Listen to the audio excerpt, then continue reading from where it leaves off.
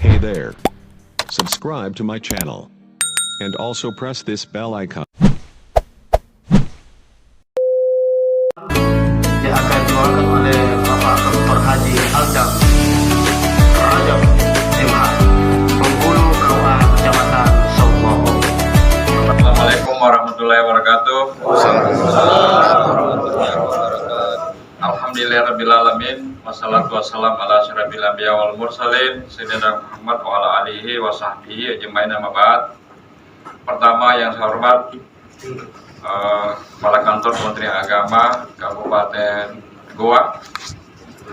Yang saya hormati Bapak Kepala Seksi Bimas Islam Kementerian Agama Kabupaten Goa, Ketua PW APRI Sulawesi Selatan bersama dengan jajarannya, kemudian para Ketua APRI Kabupaten Goa dan seluruh pengurus APRI Kabupaten Goa, para penghulu yang saya hormati. Di sini ada juga penghulu, ada juga kepala KUA. Pertama, alhamdulillah saya ucapkan terima kasih kepada kita semua, Pak Kandep, kemudian Pak Ketua APRI Kabupaten Goa atas undangannya. Hari ini saya bisa silaturahim dengan kita semua saya kira ini tempat mewah bagi teman-teman penghulu, ya.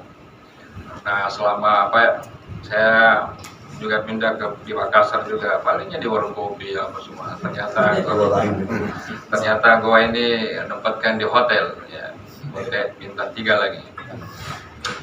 Tapi itu yang jadi terima kasih kepada kita semua bahwa tentu kehadiran kita semua di sini untuk pengembangan, kemudian juga untuk kaitannya dengan pengembangan diri teman-teman para penghulu khususnya di Kabupaten Goa. Selanjutnya terkait dengan keberadaan kita sebagai penghulu, tentu teman-teman sudah paham betul dengan apa sebenarnya penghulu, kemudian terkait dengan kegiatan kita di sini SIK dan Edupak, kemudian hal ini dimotori dengan teman-teman sebagai teman-teman di APRI. Tentu ini menjadi bagian daripada tugas untuk melaksanakan tugas-tugas Kementerian Agama di teman-teman penghulu.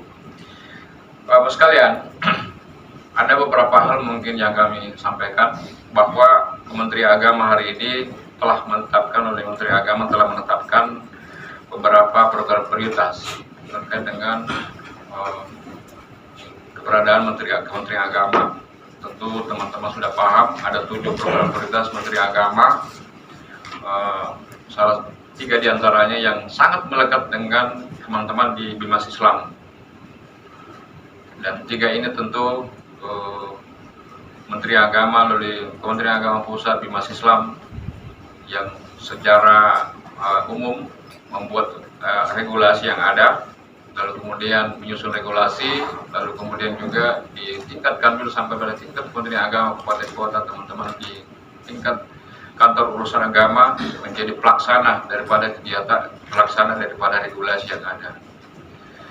Kemudian dari 7 itu, 3 diantaranya adalah peningkatan moderasi beragama, lalu kemudian juga revitalisasi KUA, dan yang selanjutnya adalah transformasi layanan digital.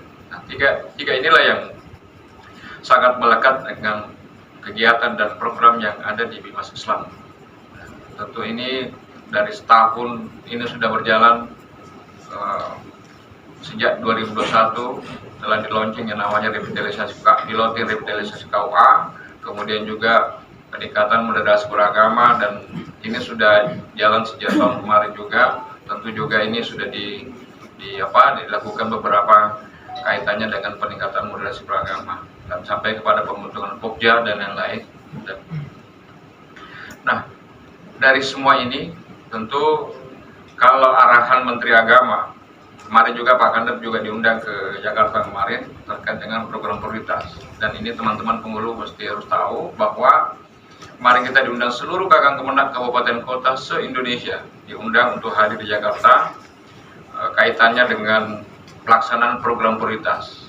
dan ini sengaja diundang oleh seluruh Kementerian Agama Kabupaten Kota untuk membangun komitmen bersama untuk pelaksanaan program prioritas ini, khususnya program terkait dengan revitalisasi KUA.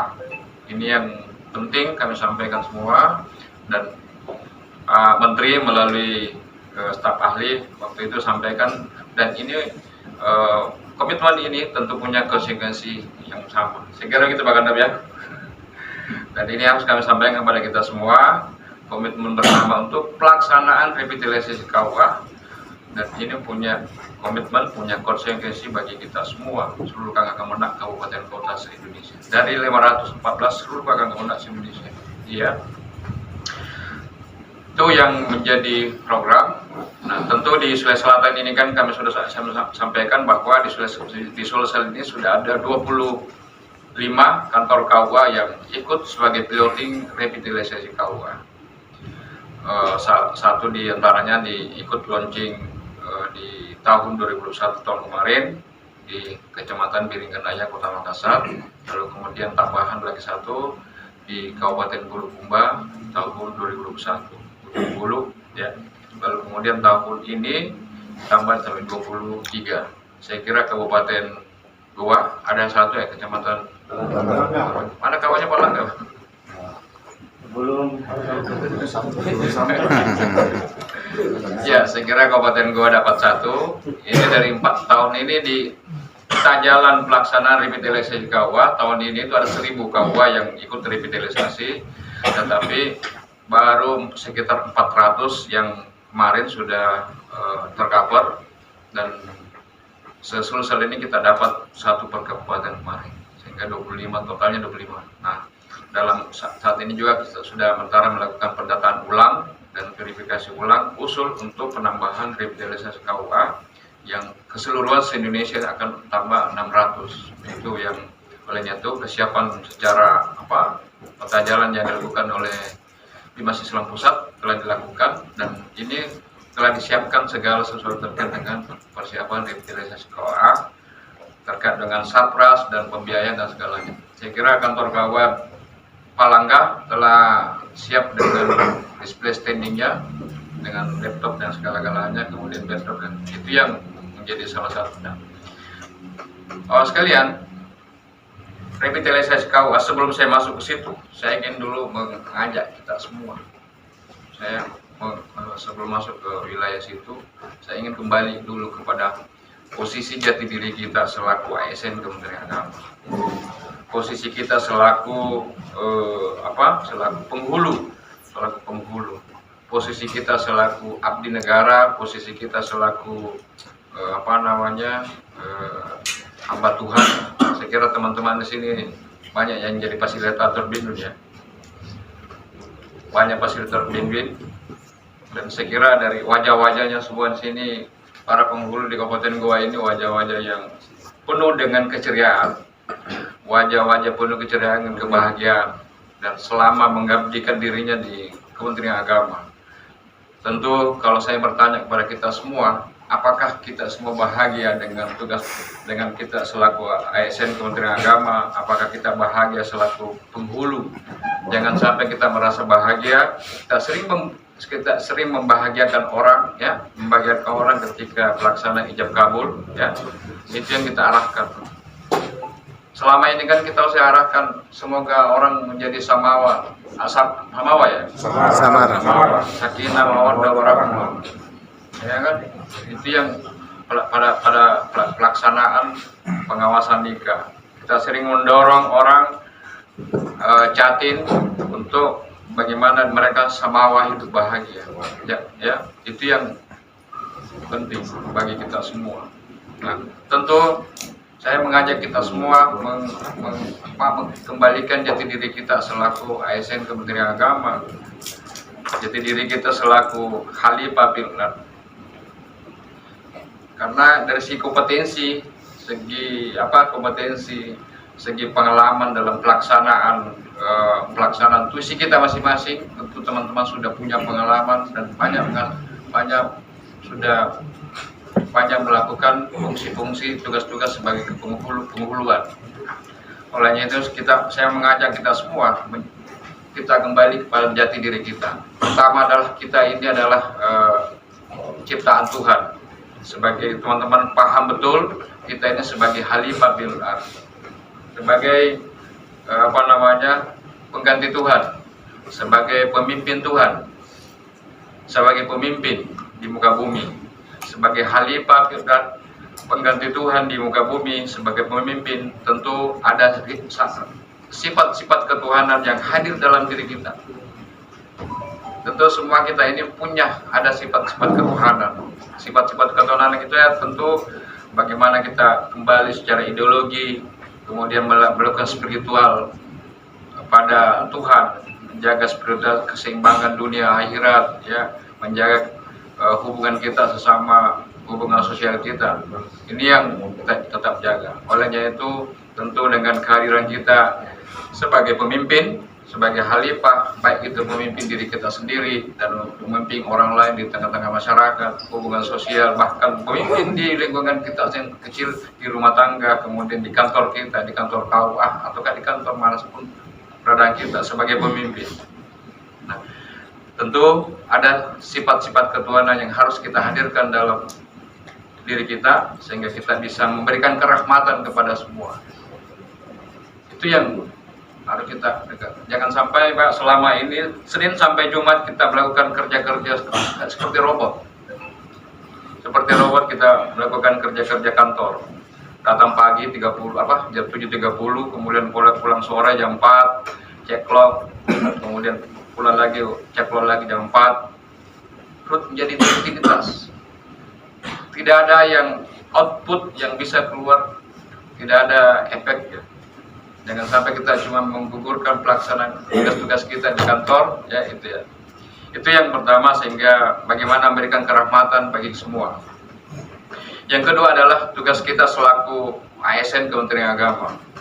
Tugas kita selaku abdi negara yang diberikan tugas oleh negara dan selaku ASN Kementerian Agama. Selaku ASN Kementerian Agama, apa yang disampaikan Pak Kandar tadi bahwa kita ini sudah diberikan oleh negara, hak kita sudah diberikan, hak negara, hak kita dari negara sudah kita tunaikan, diberikan kita setiap bulan, ya. Kemudian ini untuk apa? Untuk keberlangsungan daripada kehidupan kita bersama dengan keluarga. Itu yang semua. Lalu kemudian juga lalu negara memberikan tugas mandatori kepada kita. Apa yang kita lakukan selaku ASN negara, selaku ASN Kementerian Agama? Tentu ini menjaga yang bisa memberikan pelayanan kepada masyarakat, memberikan pelayanan kepada masyarakat yang publik terkait dengan pelayanan keagamaan. Dan teman-teman di kantor KUA yang memberikan pelayanan keagamaan di kantor KUA yang masuk di lingkup wilayah kecamatan ini. Nah, olehnya itu dari situ tugas pemberian layanan, lalu kemudian tugas bagaimana menjaga keutuhan negara kesatuan Republik Indonesia. Itu yang menjadi tugas kita, memberikan pelayanan, mungkin menjaga keutuhan negara Republik Indonesia. Dan saya kira ini dikembalikan kepada diri kita masing-masing. Nanti kita bagaimana caranya, nanti kita teman-teman udah paham semua terkait bagaimana caranya. Nah, lalu kemudian selaku ASN Kementerian Agama yang diberikan tugas selaku ASN, lalu kemudian juga karena kita masuk di keluarga besar Bimas Islam, tentu kita paham betul bagaimana kondisi masyarakat yang ada di internal Kementerian Agama. Tentu banyak di tengah-tengah masyarakat banyak varian soal keagamaan. Banyak kita melayani semua agama. Kita melayani semua agama, baik Islam, Kristen, Katolik, Hindu, dan Buddha, kalau Konghucu, begitu juga dengan aliran kepercayaan yang lainnya. Itu yang harus hadir, Kementerian Agama harus memberikan pelayanan kepada semua. Kita tidak ada diskriminasi di antara agama-agama lain. Tidak ada diskriminasi, bahkan aliran-aliran yang lain. Yang pasti bahwa setiap negara punya hak yang sama. Itulah namanya kesetaraan, pelayanan publik. Lalu kemudian juga di internal Islam sendiri kita sudah paham juga betul bahwa di internal Islam sendiri banyak beberapa aliran keagamaan yang ada. Ada yang ekstrim, ada setengah ekstrim, ada yang lebih ekstrim lagi, ya kan? Bahkan ada yang sangat liberal di tengah-tengah masyarakat. Islam sendiri banyak aliran, ada juga aliran yang transnasional, ada juga aliran lokal. Banyak aliran keagamaan Islam yang ada. Saya kira teman-teman sudah paham betul soal aliran-aliran keagamaan, bahkan juga ormas keagamaan Islam di Indonesia. Nah, olehnya itu dari situ bahwa Kementerian Agama selaku ASN Kementerian Agama, kita berada di tengah-tengah. Kita harus berada sebagai fungsi daripada pelayanan di Kementerian Agama yang memberikan layanan, tidak ada diskriminasi di antara lain, tidak ada yang dilebihkan di antara yang lain. Makanya kita harus hadir di tengah-tengah masyarakat dengan memberikan layanan itu. Nah, olehnya itu dari situ semua yang terutama adalah bagaimana jalan tengah, itulah yang fungsinya peningkatan moderasi beragama. Jadi moderasi beragama itu bukan cuma kaitannya dengan soal pemahaman keagamaan, tapi moderasi beragama itu juga bisa berkaitan dengan pelayanan di kantor. Tidak ada sikap toleransi yang dikembangkan. Bagaimana kita menjaga kesetaraan, kebersamaan yang lain, itu yang harus dijaga. Nah, kenapa mesti saya kembalikan kepada kita semua? Kenapa mesti kita kerahkan pada jati diri kita semua? Ya, tadi saya katakan bahwa kita ini kan sudah lama melakukan melaksanakan fungsi kita masing-masing. Sudah lama sebagai penghulu, sudah bertahun-tahun sebagai penghulu, bahkan ada sudah bertahun-tahun jadi kepala KUA. Akan juga ada yang baru jadi kepala KUA, ada juga yang baru jadi. Tapi kan kita ini semua sama ya, sama. Dari segi kompetensi teknis, teman-teman udah paham semua tugas-tugasnya. Tapi yang mendorong itu semua adalah dari kita sendiri. Tidak ada gunanya Pak Kandar setiap hari akan ceramah terus, tapi kalau kegiatan sendiri tidak ada inovasi, tidak ada lagi dari kita sendiri, maka yang ada cerita saja. Saya minta maaf kalau ada saya beberapa ke kantor KUA keberadaannya. Kita tidak mau menegur tidak apa, tetapi yang pasti bahwa kita dorong kepala KUA, kita dorong kita semua untuk melakukan inovasi perbaikan terhadap di internal kita sendiri, di kantor KUA kita sendiri, di mana kita berada harus ada melakukan inovasi. Kalau kita ada ada 5 budaya kerja yang ada, integritas ya. Percuma ada budaya kerja itu ditempel terus di kalau kita melaksanakan.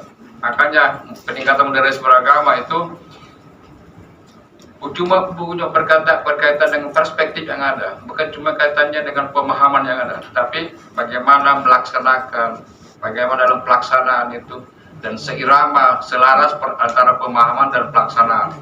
Itu yang terpenting bagi kita semua. Tidak ada gunanya kita membaca integritas kalau kita tidak melakukan. Olehnya itu sengaja saya kembalikan kepada kita semua ini, saya buka kepada jati diri kita masing-masing. Mas kalian para penghulu, selanjutnya soal penghulu, tugas-tugas penghulu. Saya ingin sampaikan para penghulu sekalian, para penghulu dan kepala KUA. Hari ini sementara dilakukan penggodokan terkait dengan regulasi yang ada di Bimas Islam. Dan ini akan ke depan, mohon kita semua mengikuti perkembangan, bisa menyesuaikan dengan. Karena ke depan akan ada beberapa penyesuaian regulasi terkait dengan di Bimas Islam. Kalau di internal penghulu, tentu di sini ada siapa ya? Jasil, ada juga mungkin Pak Ketua pernah mengikuti terkait dengan perubahan regulasi yang ada terkait dengan penghulu. Saya tidak mau membahas soal tetapi yang pasti bahwa nanti akan ada perubahan-perubahan yang sangat drastis, Pak. Kepala KUA hari ini kan tidak punya tunjangan jabatan sebagai kepala KUA. Yang ada kan tunjangan Tunjangan pensiun akan dinaikkan nanti. Tunjangan pensiun akan dinaikkan, kemudian juga tunjangan kepala KUA akan diadakan, kemudian juga BOP akan diadakan. Jadi kemungkinan ke depan itu fungsi layanan akan ditingkatkan. Fungsi layanan akan ditingkatkan. BOP tidak lagi tipologi. BOP tidak bergantung lagi dengan tipologi, tetapi BOP akan bergantung kepada seberapa banyak jumlah layanan yang ada di kantor KUA itu. Makanya akan ditingkatkan nanti BOP-nya bergantung dengan fungsi layanan yang ada. Nah, olehnya itu saya minta kepada kita semua untuk bisa menyesuaikan. Nanti ke depan juga mungkin ada perubahan terkait dengan keberadaan penghulu dan penyuluh. Kemungkinan ini akan disatukan di satu tempat. Kami juga ini jadi bahan evaluasi bahwa keberadaan penghulu dan penyuluh agama tidak bisa ketemu di bawah. Ini yang problem juga, ini yang problem tengah-tengah di kita semua, karena secara direktorat berdirektorat dan berbeda. Satu di direktorat PNAIS, satu berbeda nanti di bidang KUA. Nah, ini yang kemungkinan juga lakukan perubahan. Ke depan akan dikembangkan itu tadi, Pak, fungsi layanan. Jadi bukan lagi berbasis kepada kantor KUA, tidak lagi akan berbasis pada kecamatan. Kemungkinan ke depan beradaan KUA, sekiranya ada KUA yang memang tidak di bawah jumlah penduduknya.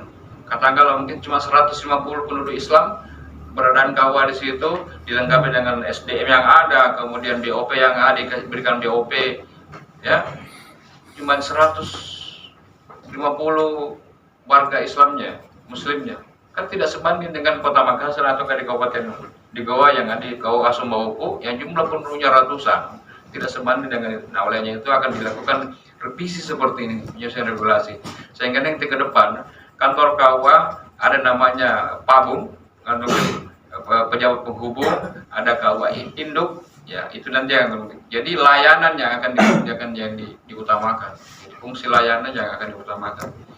Ini perubahan-perubahan ini kan masih dalam lagi penyusunan regulasi. Nah, saya kira ini yang, nah lalu kemudian juga keberadaan teman-teman penghulu. Semua ini akan terkait dengan perubahan kebijakan. Baik itu jabatan penghulu, ada yang muda, ada yang pertama, ada yang muda, kemudian media.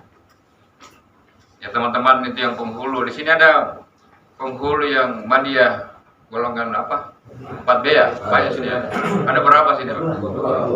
Ada 2. Jadi kemarin kan kita sudah uji kompetensi. Kemarin kita sudah uji kompetensi penghulu di Sulawesi Selatan. Dari 36 penghulu yang uji kompetensi yang akan naik jabatan. Naik jabatan dari pertama ke muda ke media. Dari semua 36 ini mungkin ada sekitar sampai 10 orang Pak Mister sebenarnya yang lolos uji kompetensi itu. Tapi kan ada 3 yang diuji Pak, ada 3 kompetensi teknis, kompetensi sosial budaya gitu ya, manajerial, dan kompetensi manajerial. Teknis manajerial. Dua kompetensi ini, kompetensi teknis dan sosial budaya itu tinggi sekali Pak, tinggi sekali nilainya. Nah begitu kompetensi manajerial anjlok sebetulnya Pak, dan cuma berapa orang yang memenuhinya. Dan ini saya kira ini menjadi barometer bagi semua penghulu yang ada. Saya ketemu kemarin juga Pak Yanwar di Jakarta, katanya dia uji kompetensi di Jawa Timur juga hampir sama Pak, hampir sama merata. Dan ini dari 200 katanya kelemahannya adalah itu tadi kompetensi manajerial. Kompetensi manajerial ini terkait juga dengan kurangnya pemahaman terkait dengan regulasi yang ada. Nah, olehnya itu saya minta kepada kita semua, tentu ini tugas kita semua untuk bagaimana meningkatkan kompetensi yang ada. Kami paham betul juga bahwa memang perubahan-perubahan seperti ini memang tidak mungkin bisa langsung, tapi kan saya minta kita itu bisa menyesuaikan. Kita ini kan semua sudah rata-rata penghulu itu kan semua sarjana Pak, ya agama. Tapi walaupun kami tahu juga kalau kita mau petakan penghulu, kita mau lebih spesifik lagi. Penghulu di penghulu ini, keberadaan penghulu banyak juga yang bukan non sarjana keagamaan, khususnya sarjana syariah. Yang punya background ada mungkin sarjana pendidikan masuk jadi penghulu. Sarjana pendidikan lagi, tapi dia bukan alumni madrasah, dia alumni SMA Pak Haji Masuk. Ini problem besar Pak, terkait juga apa yang saya sampaikan Pak Kandep tadi, bahwa tugas penghulu itu kan bukan cuma melakukan tadi akad nikah tok saja, tetapi melakukan pembimbingan, bisa jadi pegawai syara, dia juga bisa jadi memberikan penasihatan, menjawab semua terkait dengan problem keagamaan di tengah-tengah masyarakat, terkait dengan aspek-aspek hukum fikih. Kami paham betul tugas teman-teman penghulu adalah tugas-tugas yang sangat mulia Pak. Menjawab, memberikan pelayanan, memberikan penasihatan keagamaan. Dan tengah-tengah masyarakat itu kan banyak terkait dengan problem-problem hukum, terutama kaitannya dengan fikih. Dan di situ konsekuensi teman-teman melakukan pengawasan ijab kabul nikah, itu kan ada konsekuensi hukumnya, baik hukum perdata dan hukum pidana. Nah, olehnya itu tugas sebagai penghulu adalah tugas yang sangat mulia, harus melihat teman-teman emban, tetapi ini juga harus kita sangat hati-hati dan harus bisa menyesuaikan dengan kompetensi kita. Bapak sekalian, para penghulu, ke depan ini yang penghulu akan semua penghulu yang, terutama penghulu yang madya Pak.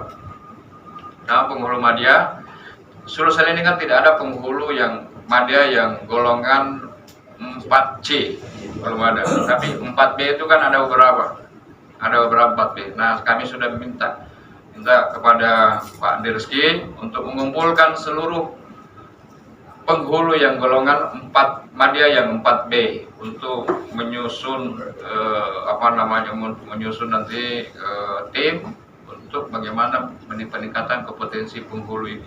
Karena ke depan penghulu 4B, 4C lagi Pak, masa 4 seorang jenderal ya. Jenderal masih Sambo. Mau juga mengurusi ijab kabul kayak gitu-gituan. Nah, ke depan itu kalau kan ditarik mereka untuk sebagai koordinator wilayah, koordinator di tingkat wilayah untuk mengurusi bagaimana pengembangan kompetensi teman-teman penghulu. Begitu juga nanti madya, muda dan putrama. Nah, jangan dikira bahwa ya kan banyak hal Pak, butir-butir tugas penghulu itu dihidupkan banyak Pak. Kalau kamu mau buat grafiknya Pak, kan di kantor itu kan ada kelihatan semua Pak, bertumpuk-tumpuk itu berkasnya itu penghulu yang mau naik pangkat. Yang tertinggi itu Pak, hampir 80% itu apa? Surat tugas Pak yang banyak. Tugas pengawasan yang banyak. Ini padahal banyak sebenarnya butir yang lain bisa dikembangkan, pengembangan diri, seminar dan lain-lain. Nah, oleh saya minta kesiapan kita semua untuk bisa menyelesaikan kompetensi kita masing-masing. Saya kira tugas kita bukan cuma tugas melakukan tadi ijab kabul, kan begitu Pak. Banyak hal. Saya lebih Pak. Padahal tugas penghulu itu mulai dari, saya bacakan tugas saya penghulu Pak. Melakukan perencanaan kegiatan kepenghuluan, pengawasan nikah, rujuk pelaksanaan pelayanan nikah, rujuk penasihatan, konsultasi nikah, rujuk pemantauan pelanggaran ketentuan nikah, rujuk pelayanan fatwa hukum munakahat dan bimbingan muamalah dan pembinaan keluarga sakinah. Ini kan kalau kita lihat semua tugas-tugas penghulu sangat mulia sekali Pak. Mulai dari pranikah dengan pasca nikah. Tapi kalau saya lihat tugas saya gini Pak, mungkin memang harus ada skill terkait dengan pendampingan keluarga sakinah, harus punya skill terkait dengan pembinaan keluarga sakinah, ya, pendampingan masyarakat, melakukan perubahan di tengah-tengah masyarakat, perubahan yang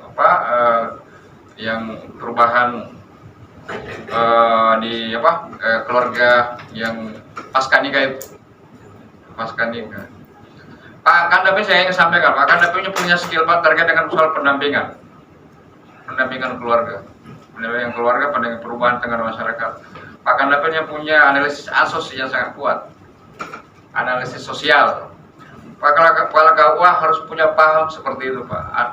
Harus punya skill terkait analisis sosial ya, di tengah-tengah masyarakat. Kalau tidak punya begitu, lemah, Pak, perubahan masyarakat. Alhamdulillah Pak Kadep juga sudah melakukan Pak ya, pemetaan potensi keagamaan. Saya kira ini alhamdulillah Pak. Bagaimana melakukan perubahan di tengah-tengah masyarakat, bagaimana melakukan penasihatan, melakukan pembinaan. Kalau kita tidak tahu paham betul apa keberadaan tengah-tengah masyarakat, tidak akan mungkin kita kita bisa melakukan perubahan tengah masyarakat kalau kita tidak punya data. Kita punya data keagamaan, baik itu yang sifatnya lembaga formal dan non formal, tokoh agama atau bahkan data-data yang lain. Tidak akan mungkin bisa melakukan perubahan. Ketika data itu ada, kita bisa membaca, bisa melakukan pemetaan. Itu yang mungkin yang kami sampaikan ya. Selamat kepada teman-teman penghulu yang melakukan pembimbingan terkait dengan SIK dan EduPak. Tentu ini menjadi bagian daripada kebutuhan daripada penghulu itu sendiri, kebutuhan pribadi dan kebutuhan secara organisasi dan komunal seperti ini. Saya kira ini juga menjadi bagian daripada membantu tugas-tugas Kementerian Agama terkait dengan pengembangan kompetensi penghulu. Saya kira itu yang kami sampaikan pada kesempatan ini atas nama Kepala Kantor Wilayah Kementerian Agama Provinsi Sulawesi Selatan, Kepala Bidang Urusan Agama Islam Kantor Wilayah Kementerian Agama Provinsi Sulawesi Selatan, mengajak hadirin